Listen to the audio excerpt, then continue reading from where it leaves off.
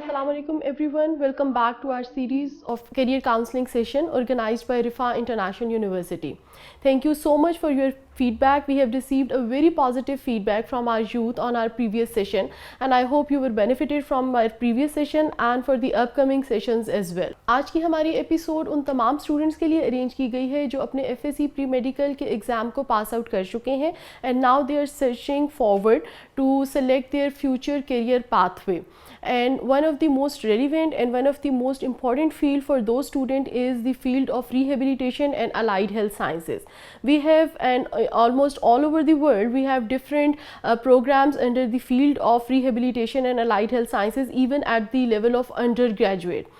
And you can have an option of Doctor of Physical Therapy, you can have an option of BS Speech Language Pathology, BS Optometry, BS Medical Lab Technology and BS Human Nutrition and Dietetics and others as well. इंशाल्लाह हमने जितने programmes का नाम लिया है हम उन programmes को अपनी इस एपिसोड के अंदर कवर करने की पूरी कोशिश करेंगे. At this point of time we really need to understand, actually our student need to understand कि आपने उन programs को choose करना है या अपने लिए उन career paths को choose करना है which you really feel like कि जिसमें आप excel कर सकते हैं, ना कि आप किसी ऐसे preset career path को choose करने की तरफ focus करें जो कि already defined है by our society or by any other force.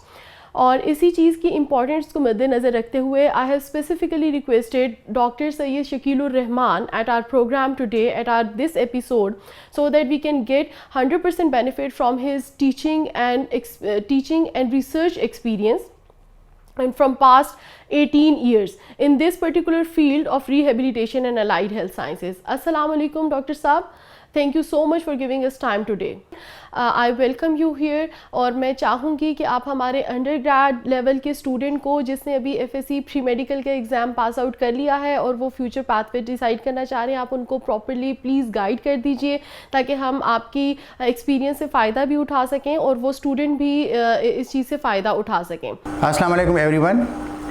Doctor physical therapy program जिसको DPT प्रोग्राम भी कहते हैं, ये ऐसे ही एक हेल्थ केयर डिग्री प्रोग्राम है जिस तरह मेडिकल का है या डेंटिस्ट्री का है या फार्मास्यूटिकल का है.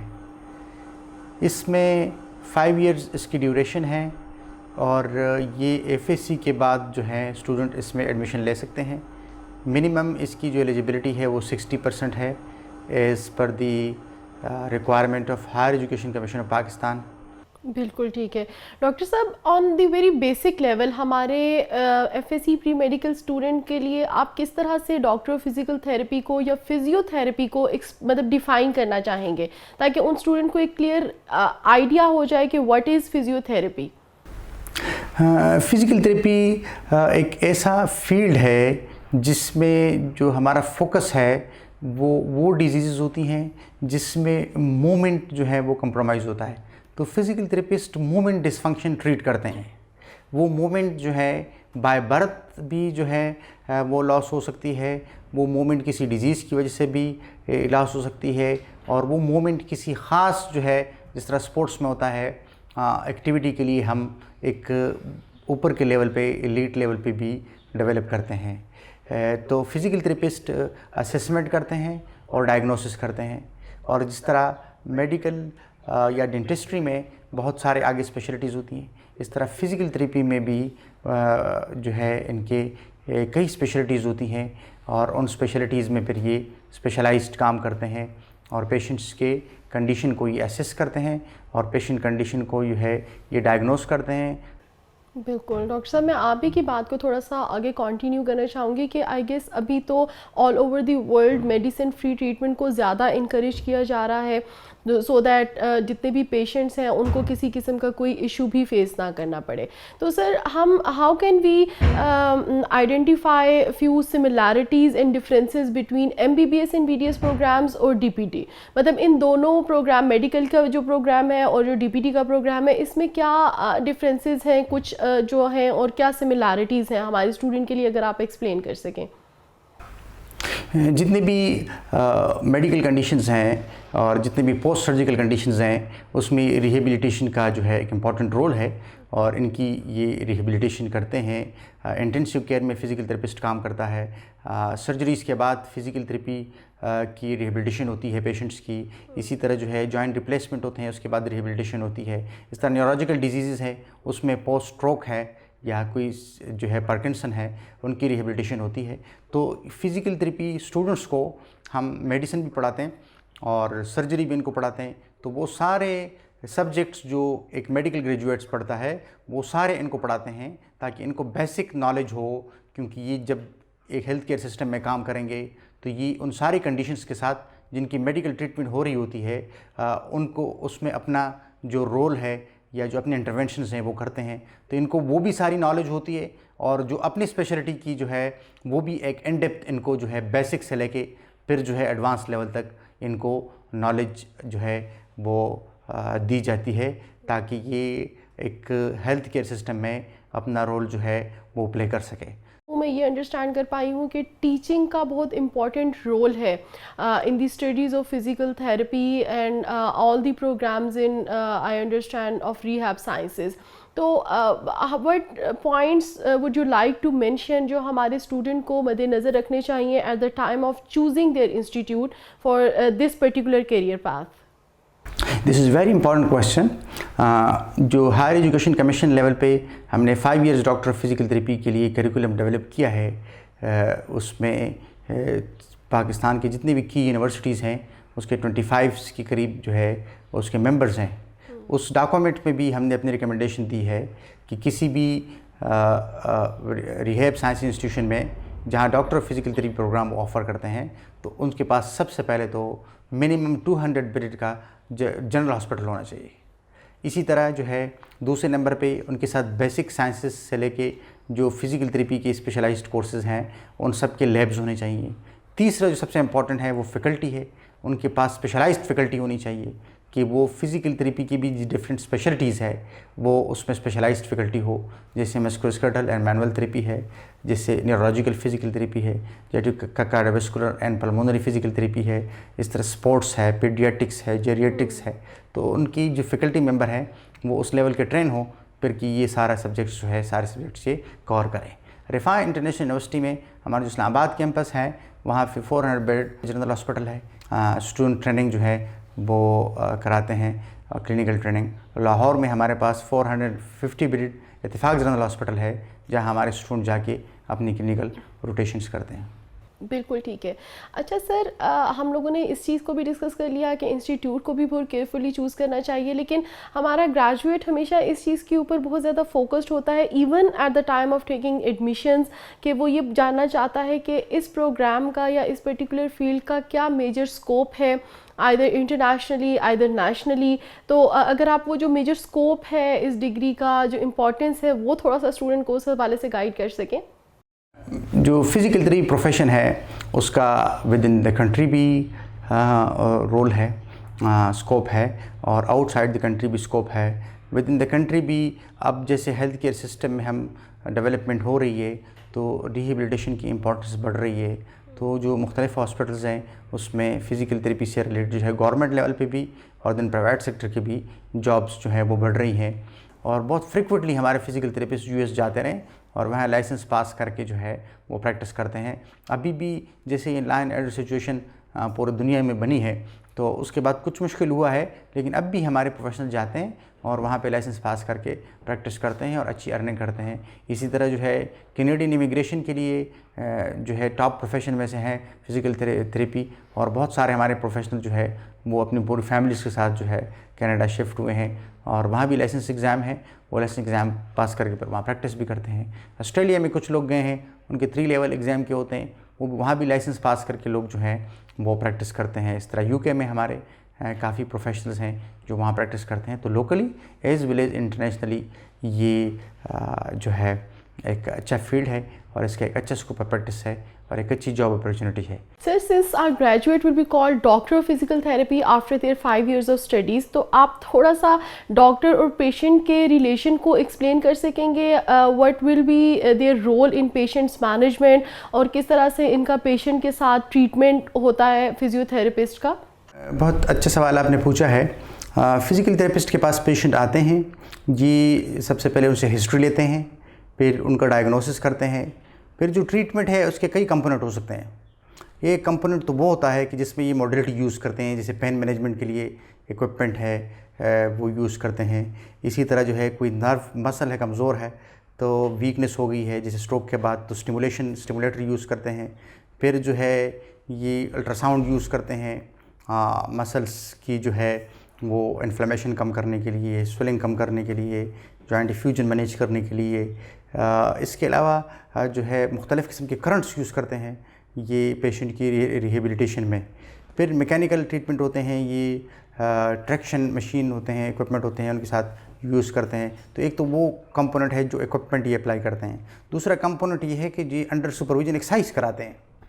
जैसे कार्डिक रिहेबिलिटेशन है तो वो एक ख़ास एक्सरसाइज होता है जो पेशेंट कर रहा होता है और फिज़िकल थेरेपिस्ट उसको सुपरवाइज़ करता है। अच्छा sir, I have been studying history of physiotherapy और कुछ टाइम से, and I got to know that in Asian times Chinese people use to perform an exercise to correct their body movements, और that exercise is now well known as an art which is kung fu. और मैं ये पढ़ रही थी कि इसका direct relationship है फिजियोथेरेपी के साथ। तो इज़ दैट रियली ट्रू कि हमारा जो इतने टाइम से जो एक्चुअली प्रैक्टिस चली आ रही है वो उसको हम नाम में भी थोड़ा सा लेट दे पाए हों फिजियोथेरेपी का, लेकिन ये शुरू से ही throughout the humanity prevail कर रही है? ये जो आपने जिक्र किया है तो एक्सरसाइज का एक एस्पेक्ट है, लेकिन एक्सरसाइज एक कंप्रहेंसिव जो है वो इंटरवेंशन है पेशेंट केयर के लिए। एक्सरसाइज पॉस्चर को भी, इसमें पॉस्चर करेक्शन भी है जैसे आपने जिक्र किया, उसमें ब्रीथिंग एक्सरसाइज की बड़ी इंपॉर्टेंस है, जो रिस्पायरेटरी एंड्योरेंस या जो कार्डिक जो है सिस्टम का फंक्शन नॉर्मल एक्टिविटी के लिए वो भी ज़रूरी होता है। एक्सरसाइज की इम्पॉर्टेंस का अंदाज़ा इस चीज़ से लगाएं कि करंटली जो 70% डिजीज़ हैं वो नॉन कम्युनिकेबल डिजीज़ हैं और उसको हम प्रिवेंट कर सकते हैं जिन चीज़ों से, उसमें एक्सरसाइज और डाइट का जो है वो मेजर रोल है। तो एक्सरसाइज अगर हम अपनी कम्युनिटी में एक्सरसाइज के हैबिट को बढ़ाएंगे और अपने लोगों की फिटनेस को बढ़ाएंगे तो ये डिजीज़ हमारे मुल्क में कम होंगी, जिसमें डायबिटीज़ है, जिसमें हार्ट डिजीज़ है, इवन कैंसर्स है, ओबेसिटी है, हमारे पास जो है अर्थराइटिस है। तो ये वो चीज़ें हैं जो एक्सरसाइज के ज़रिए जो है वो हम कम कर सकते हैं। बिल्कुल sir, and I really think कि हम जो भी करंट सिचुएशन चल रही है लॉकडाउन की ड्यू टू कोविड-19, इसमें हम आपकी इस एडवाइस को बहुत बेहतर तरीके से ले सकेंगे। Sir thank you so much.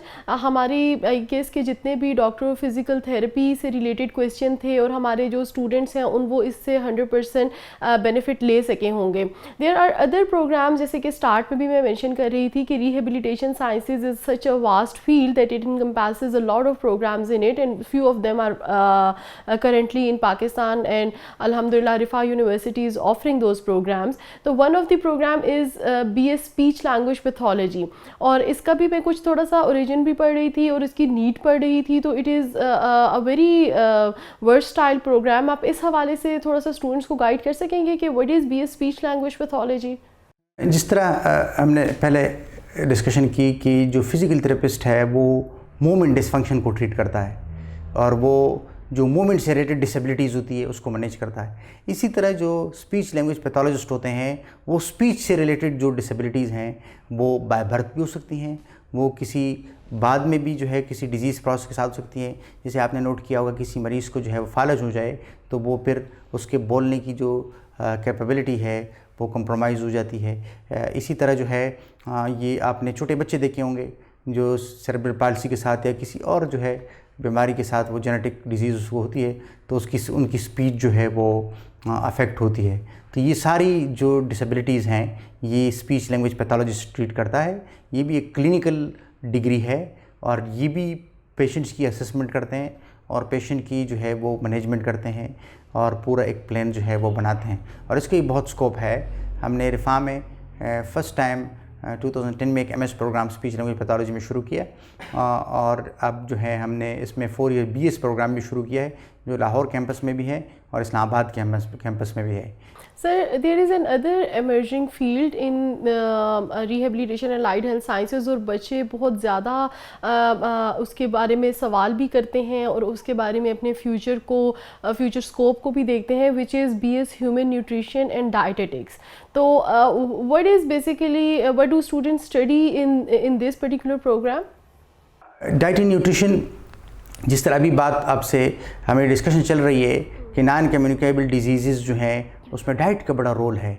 आजकल जो है हमें एक्सरसाइज के बाद, सीडेंटरीनेस के बाद, जो है फ़िज़िकल एक्टिविटी के बाद जिस चीज़ को सबसे ज़्यादा जो है अटेंशन देने की ज़रूरत है हमारे मुल्क में, वो हमारी डाइट है कि हम क्या खा रहे हैं, वो हमारे लिए कितना ज़रूरी है और जो है उसमें क्या उसके जो है वो कंपोनेंट्स हैं। ये तो नॉर्मल लोगों की बात है, लेकिन जो डिजीज़ लोग हैं उनके लिए तो स्पेशल डाइट चाहिए होता है। तो ये जो 4 ईयर BS जो डाइट एंड न्यूट्रिशन का प्रोग्राम है, इसमें ये पूरे 4 साल जो है ये डाइट एंड न्यूट्रिशन के बारे में मुख्तलिफ जो है वो कंपोनेंट्स पढ़ते हैं, मुख्तलिफ सब्जेक्ट्स पढ़ते हैं, और फिर ये भी जो है जो जितने पेशेंट्स हमारे होते हैं उनको डाइट ये असेस करते हैं और उनको डाइट प्रिस्क्राइब करते हैं। ये हेल्दी लोगों के लिए भी डाइट प्लान जो है वो बनाते हैं, और ये एक हमारे हेल्थ केयर सिस्टम का बड़ा एक इंटीग्रल जो है वो प्रोफेशन है। सर, हम डिफरेंट प्रोग्राम्स की बात कर रहे हैं, तो एक बहुत पॉपुलर प्रोग्राम है in are different reasons already been studied in under rehab sciences, which is BS medical lab technology. हमारे KP रीजन में भी इसको काफ़ी ज़्यादा फोकस किया जाता है। तो इसमें क्या होता है, मेडिकल लैब टेक्नोलॉजी की बेसिक स्टडीज़ किस से रिलेटेड होती हैं? ये जितनी भी डायग्नोस्टिक्स होती हैं, एक आम यूरिन या ब्लड टेस्ट से लेके एक जो है एडवांस लेवल के लैब प्रोसीजर्स जो है, ये सारे मेडिकल लेबॉर्ट्री टेक्नोलॉजिस्ट करते हैं। और इसमें हमारे पास 4 इयर्स डिग्री क्वालिफिकेशन है, जिसमें ये सारे बेसिक साइंसेस भी पढ़ते हैं, पर लेबॉर्ट्री साइंसेस भी पढ़ते हैं, मेडिकल साइंसेस भी पढ़ते हैं, और 4 इयर्स में इनको सारे जो वो प्रोसीजर्स जो लैब्स में होते हैं वो सिखाए जाते हैं। और इनका बड़ा इंपॉर्टेंट जॉब है कि एक पेशेंट जाके एक टेस्ट करता है तो वो कितना एक्यूरेट है, कितना ठीक है कि उस पर जो है हम यकीन करें। तो ये जो फिर इस तरह की क्वालिफ़िकेशन करके लोग आके लेबॉर्ट्रीज़ में जब काम करते हैं तो वो अच्छा जो है क्वालिटी टेस्ट जो है प्रोसीजर जो है वो कंडक्ट कराते हैं, और उस पर फिर हम यकीन कर सकते हैं कि ये एक अच्छा टेस्ट है, एक्यूरेट टेस्ट है। तो पाकिस्तान में अभी मुख्तलिफ लेबॉर्ट्रीज़ की चेन डेवलप हो रहे हैं, तो इनके हॉस्पिटल्स में जॉब होते हैं, इनके लेबॉर्ट्रीज़ में जॉब होते हैं, ये खुद अपना लैब जो है वो इस्टेब्लिश कर सकते हैं। बिल्कुल सर, आई मस्ट से कि इनके ही टेस्ट के रिज़ल्ट्स के ऊपर तमाम डायग्नोसिस, तमाम ट्रीटमेंट्स मैटर करते हैं। तो it must be a very important field. And other field, a very emerging field in rehabilitation sciences, which is BS optometry. वो ये फील्ड किस से रिलेटेड है, मतलब ये प्रोग्राम किस से रिलेटेड है? आप इसको थोड़ा सा अगर सर हमारे लिए डिफ़ाइन कर सकें स्टूडेंट्स के लिए particularly. Rehab and allied health sciences में जो हमारे पास BS ऑप्टोमेट्री है, ये प्रोग्राम हम अभी करंट हमने शुरू किया है, इस सेमेस्टर से इसको ऑफ़र कर रहे हैं। इसमें 4 इयर्स हमारा डिग्री प्रोग्राम है, और ये जो विजन या जो आई साइट से रिलेटेड जो है ये डिसेबिलिटीज़ होती है, देखने से जो रिलेटेड डिसेबिलिटीज़ होती हैं, ये उसको डायग्नोस करते हैं और ये इनके लिए जो है रेमेडी एडवाइस करते हैं। तो ये जो ऑप्टोमेट्री के प्रोफेशनल होते हैं ये अपना इंडिपेंडेंट जो है स्क्रीनिंग सेंटर खोल सकते हैं, और ये हॉस्पिटल में जॉब कर सकते हैं। ये इनका जो पंजाब हेल्थ केयर कमीशन है उसमें इनका रोल जो है वो डिफ़ाइन है, और इनकी अच्छी जॉब प्लेसमेंट्स है पाकिस्तान में। अच्छा सर, मैं ये पूछना चाह रही थी कि हमारा जो अंडर ग्रेजुएट के बाद जिस टाइम कैंडिडेट और स्टूडेंट बन जाता है, स्टूडेंट अपना 5 इयर्स का या 4 इयर्स का डिग्री प्रोग्राम को कंप्लीट कर देता है, इफ़ ही वो और she wants to pursue their careers in research field, तो फर्दर स्पेशलाइजेशन के और रिसर्च वाली साइड पे क्या क्या ऑप्शंस अवेलेबल हो जाते हैं उन स्टूडेंट्स के लिए रादर?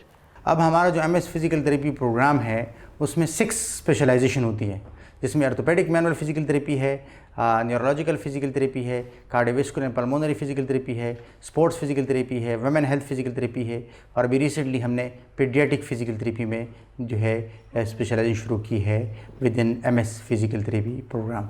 इसके अलावा रिफा इंटरनेशनल यूनिवर्सिटी उन कुछ इदारों में से हैं, 2-3 इदारों में से हैं, इंस्टीट्यूशन में से हैं, जिसमें हमें हायर एजुकेशन कमीशन ने कोई 1 साल पहले PhD रिहैब साइंसेस की भी NOC दी है, और हमने ये प्रोग्राम भी शुरू किया।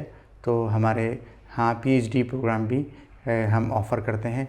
Sir, since we are talking about PhD or postgrad or grad level, I as a part of RIFA I really do feel pride in all those conferences in rehabilitation sciences जो हम इतने time से since 2014 हम organize करते आ रहे हैं। लेकिन आप हमारे students के लिए थोड़ा सा इन conferences की importance को please enlighten कीजिएगा कि what are these conferences for, हम उनको क्यों arrange करते हैं, and why is RIFA so much focused on these conferences। हमारा स्टूडेंट ये ज़रूर जानना चाहेगा, स्पेशली वो स्टूडेंट जो अभी इसी रिसर्च फील्ड की तरफ आना चाह रहा है। तो इससे ये होता है कि जब बाहर से इंटरनेशनली बड़े बड़े प्रोफेशनल हमारे पास आते हैं, तो वो यहाँ पे उनकी जो अपडेटेड नॉलेज होती है वो शेयर करते हैं, और जो अपडेटेड रिसर्च होती है, ट्रेंड्स पता चलते हैं कि इंटरनेशनली क्या हो रहा है, तो आपस में लोग लिंकेजेस बनाते हैं। फिर ये इन कॉन्फ्रेंसों से काफ़ी लोग जो हैं फिर बाहर उनको स्कॉलरशिप मिलती है PhD प्रोग्राम्स के लिए भी। रिसेंटली हमारा एक फैकल्टी मेंबर जो है वो PhD के लिए गया है बाहर, और एक PhD फैकल्टी मेंबर है जो पोस्ट डॉक के लिए जो है वो न्यूजीलैंड की एक यूनिवर्सिटी में गया है। तो ये कॉन्फ्रेंसेस का यही फ़ायदे होते हैं। इसमें हायर एजुकेशन भी हमें सपोर्ट करता है, और जो बड़ी यूनिवर्सिटियाँ हैं इसमें रिहैब साइंसेस के जो है प्रोग्राम ऑफर होते हैं वो भी हमें सपोर्ट करते हैं। तो हम सब मिलके इस मुल्क में इस प्रोफेशन को, इस फील्ड को डेवलप करने के लिए जो है वो जद्दोजहद कर रहे हैं। बिल्कुल sir, thank you so much. आपने बहुत अच्छे तरीके से कॉन्फ्रेंसेस और इसके रोल को एक्सप्लेन किया है। सर, आखिर में मैं आपसे ये पूछना चाहूँगी, which is a very critical question, और सिंस वी अंडरस्टैंड, लेकिन मैं चाहूँगी कि हमारे स्टूडेंट्स इस चीज़ को अच्छे तरीके से अंडरस्टैंड कर सकें कि what is the difference and why should a student choose रिफा international university for pursuing their career in rehabilitation and allied health sciences. रिफा international university मुल्क के उन कुछ यूनिवर्सिटीज़ में है जहाँ क्वालिटी एजुकेशन है, जहाँ हमारी, अगर आप मुझसे ये सवाल करें कि रिफा के स्ट्रेंथ अलाइड हेल्थ साइंसेज में क्या है, तो ये है कि हमारे पास अच्छी फैकल्टी है, हमारे पास अच्छे लैब्स हैं, हमारे पास अच्छा क्लिनिकल प्रैक्टिस जो है, हमने क्लिनिकल प्रैक्टिस फैसिलिटीज़ हैं, हमारे पास अच्छे हॉस्पिटल्स हैं जहाँ हमारे जो है स्टूडेंट्स जो है वो ट्रेनिंग करते हैं। तो हर यूनिवर्सिटी में उनका एक कुछ प्रोग्राम्स ऐसे होते हैं जिसमें उनकी एक्सपर्टी बहुत अच्छी होती है। तो ये अगर मुझे रिफा में आप पूछें तो उनकी जो स्पेशलाइज्ड एरियाज़ हैं उसमें हमारा rehab and allied health sciences जो है ये इसका बड़ा अच्छा इंस्टीट्यूशंस हैं। हमारे पास जो है बहुत अच्छी फैकल्टी है, और हर फील्ड में हमारे पास PhD फैकल्टी है। हमारे पास एक BS से लेकर PhD लेवल तक जो है इन डिसिप्लिन में हम क्वालिफ़िकेशंस ऑफ़र करते हैं। तो उसका फ़ायदा ये होता है कि जब आपके पास स्पेशलाइज्ड प्रोग्राम होते हैं तो आपकी फ़ैकल्टी भी स्पेशलाइज्ड होती है। तो स्पेशलाइज्ड फैकल्टी का जहाँ ग्रेजुएट प्रोग्राम्स में या पोस्ट ग्रेजुएट प्रोग्राम में उनको फ़ायदा होता है, फिर अंडर ग्रेजुएट प्रोग्राम के स्टूडेंट्स को भी जो है वो फ़ायदा होता है। तो रिफा मुल्क की उन चंद यूनिवर्सिटियों में है जहाँ रिहैब साइंसेज में एक क्वालिटी एजुकेशन जो है वो ऑफ़र की जाती है। Thank you so much, sir, for such extensive and elaborative discussion on the programs of rehabilitation and allied health sciences. Lastly, I would like to mention all those important steps to complete your admission procedure with Rifa International University. All you need to do is to apply online at our online portal, which is admissions.rifa.edu.pk. Eligibility criteria को मैं थोड़ा सा आपके साथ discuss करना चाहूँगी, which is 60% marks in FSC pre-medical for DPT only, और remaining जितने प्रोग्राम्स की हमारी डिस्कशन हुई है उन तमाम प्रोग्राम्स में आपके 50% मार्क्स मिनिमम होना ज़रूरी हैं। I wish you good luck for your academic career, for your pathway. Thank you so